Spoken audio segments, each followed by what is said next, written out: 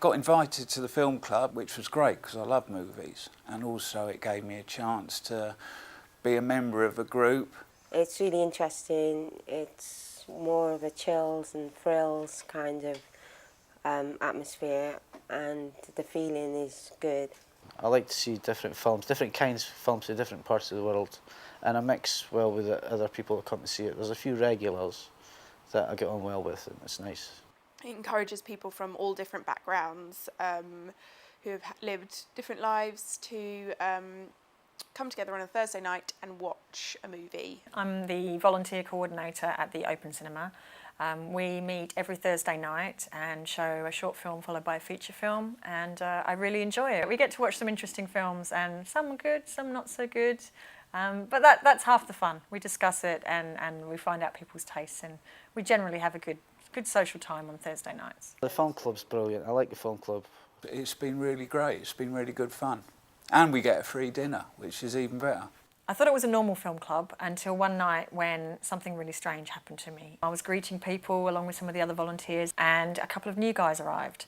I said to them that if they were to go in and watch the short film, I would go downstairs during the short film and photocopy them a programme guide so that they could take it home with them and see what films were coming up in the rest of the season. I went downstairs, which is another part of the building, which is during the day, it's where everybody works in the offices.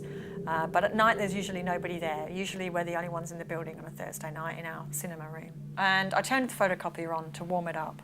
And as I was waiting for it to warm up, the lights just sort of flickered momentarily. And then I just got this strange feeling like something wasn't right. And just as I went to put my programme guide in the copier, all the lights just went out completely. I thought it must have just been a light fuse or something. Told myself that I'd been watching too many horror films and just to get over it, and went back to the copier and pressed copy on the machine. And as I pressed copy, I felt someone's hand tap me on the shoulder. Just a gentle sort of tap, but it was enough to make me jump out of my skin. I was quite frightened and turned around, and there was absolutely nobody there, but I'm telling you, somebody touched me on the shoulder. It was really unnerving, and I literally got out of there as quick as I could. The copies finished, I grabbed them, I bolted. I'm not ashamed to say I ran out of the room, came straight back upstairs. I went to put my photocopies on the floor just to sort of put them aside for a minute, and I looked on the top, and there was this piece of paper on top that was not anything that I'd copied.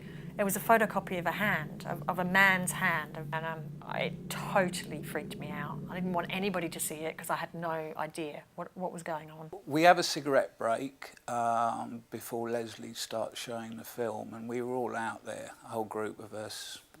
I stayed behind because I was going to have another smoke, stock up before the film started. Suddenly I realised that there was someone else at the bottom of the stairs. But it was twilight, you know, so it was getting dark. But there was definitely someone there.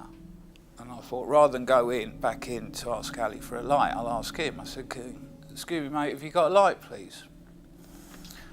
And he didn't kind of reply, but he just started coming up the stairs.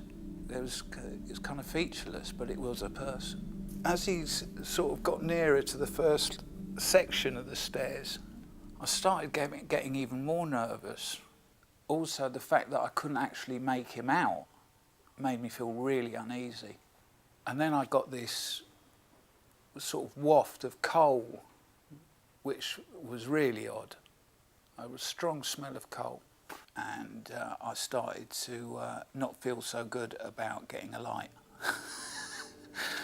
And I thought, oh, I wonder what the rest of the people are doing back in the cinema. I think I'll go back in the cinema. And I turned and I came back in. Lesley was about to start, said, is everyone here? And I said, no, there's another guy out, still having a cigarette out on the landing. And a few people piped up saying, what are you talking about? We're all here. And that, on top of the way I was feeling already, it kind of doubled the nerves. I mean, I was feeling really didgery, you know, really unsettled.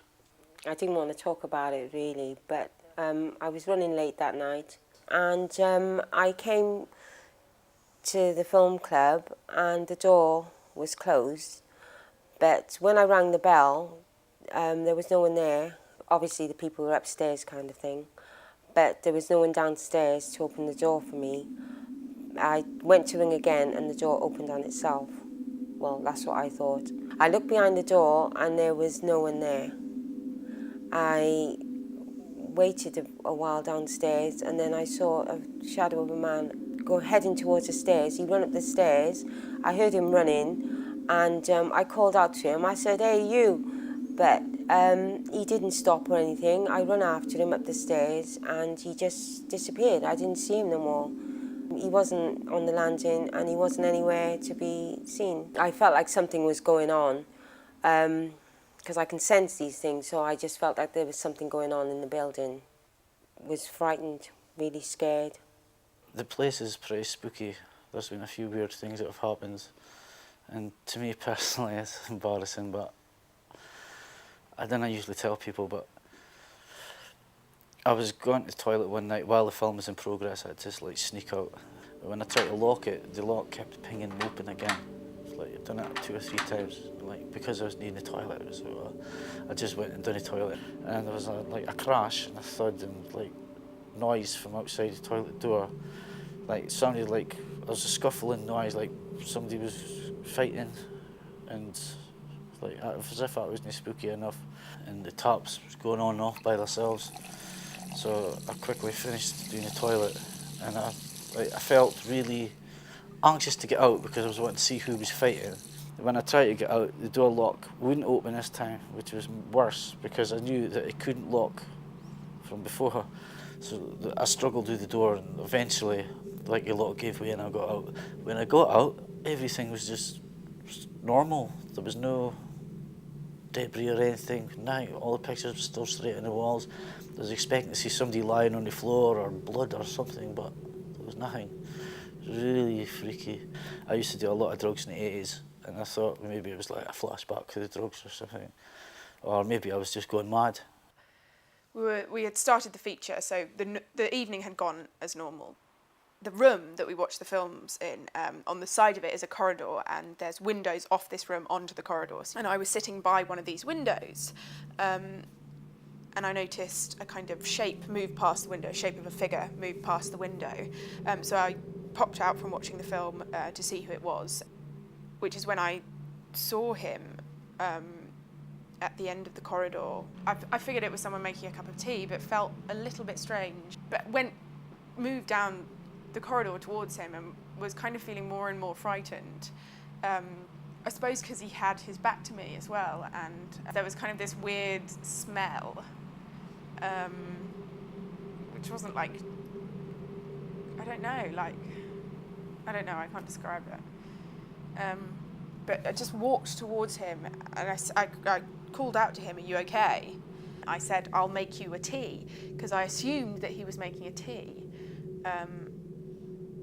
And he kind of turned and walked away behind me. I went back into the room with the tea and couldn't find this. This bloke wasn't in the room.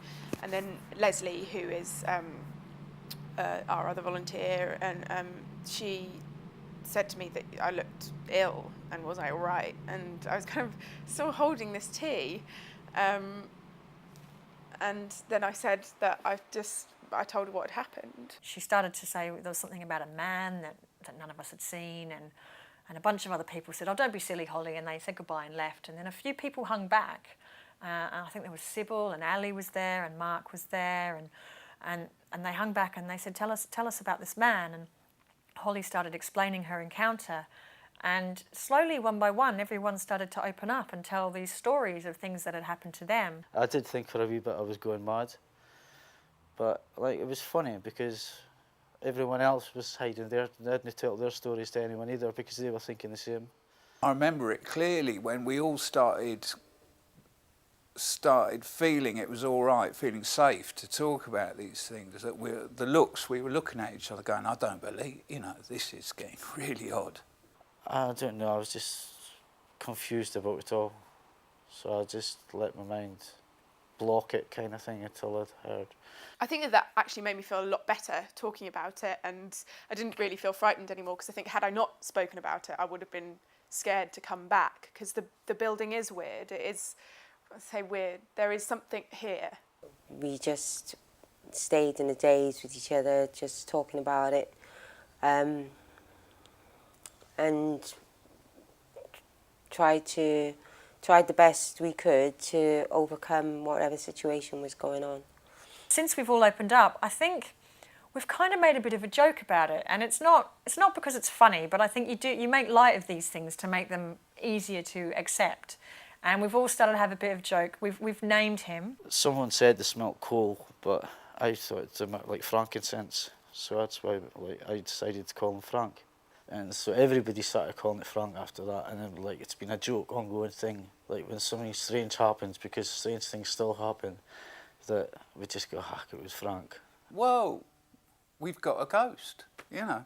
Everybody says now, oh, to be frank, let's have a cup of tea, or to be frank, let's go to the toilet. He turned out, first of all, to be very scary and spooky because, well, he's like a duppy from another atmosphere or dimension, whatever. But when we sat down and talked about it, we all looked at it as friendly. He's a part of Thursday Night Cinema Club now. We've got our own spirit. You know, I think since we've accepted him, he's accepted us, so it's okay. And people still seem to come along every week and enjoy the club, and they don't seem to be put off by it. So, yeah, I think Frank's a good thing. He's welcome anytime. I like Frank, but I don't like him touching me, that's all.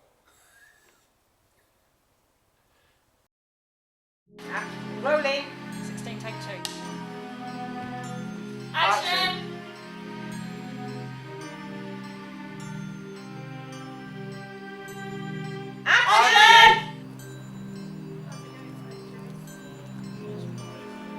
I'm a beagle.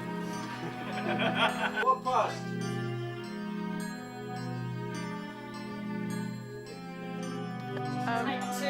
Take two, just carry on. Okay. Inboard. Sorry, Sir Clackers. It's the point where I'm going, I'm getting, you know. Groovy.